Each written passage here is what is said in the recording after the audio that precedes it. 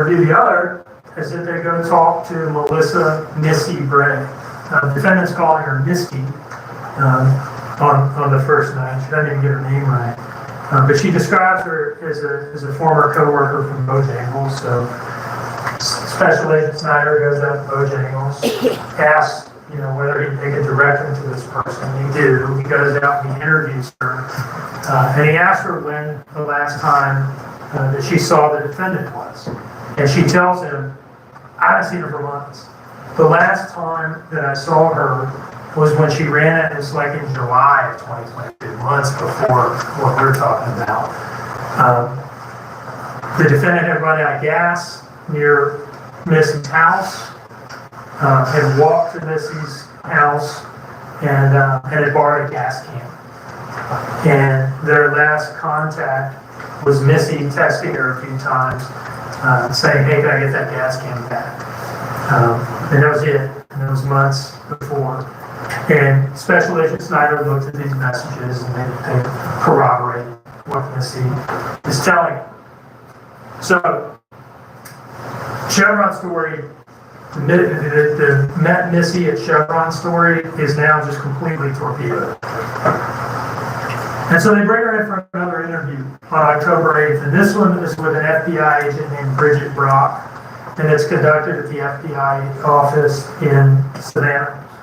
And they confront her with these two findings. One, the security footage from Azalea and from Chevron. And two, what Missy has told them. And she just sticks to the Orgel story, just insists that it is true. And this is what that sounded like. She just hasn't had time yet to figure out how she's going to play this with this new information that they're presenting her with. We'll talk about that, okay? Because Missy had talked to you. Yeah, she has. She hasn't talked to you in quite some time. Yeah, She did not have a conversation with you about the Orgel. Yes. So in your mind, you've looked at all these timestamps and possibly you came up with a story that's partly true. No, that is. But there's very, very many missing pieces, right? And in your story, you haven't been completely honest about where you were at and why you were I there. was 100% honest on where I was at. I showed up like 360. I told my you to give her the Orgel that she gave me. Right, and that didn't happen. We've already interviewed this. Yeah, I got the Orgel. That did happen. She said, I'm no loose. I'm not. That's the reason why I asked her for it. You have to stop saying this. It did not happen. Yes, it did.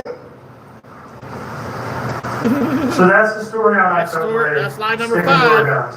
Line number 5 we got right there. Now, October 12th, she comes in for another interview. And this is with Brad Snyder, who I've talked about already, who you've heard a little bit from and seen a little bit of, and an FBI agent named Savannah Solomon that he works with closely. And this is at the FBI office. And this is a long interview. I've pared it down a little bit so we don't have to spend 3 hours watching it during the trial, but it's still fairly long. And initially, at least, she's sticking to the Orgel story. That's Savannah Solomon on the left, Snyder on the right, and the defendant in the middle.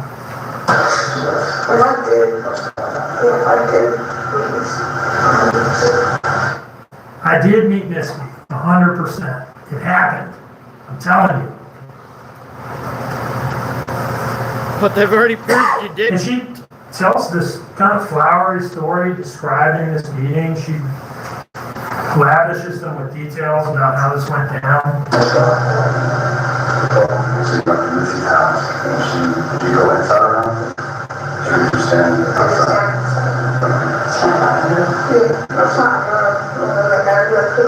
How long did y'all interact here? How long did y'all? 2 minutes, a quick little conversation. Almost an hour through in the sun. She does craft and stuff, so she did. Now she has Misty was smoking crack when she gave the defendant the Orgel. And what is going on here is when the defendant is lying and telling a story, to cover something up that she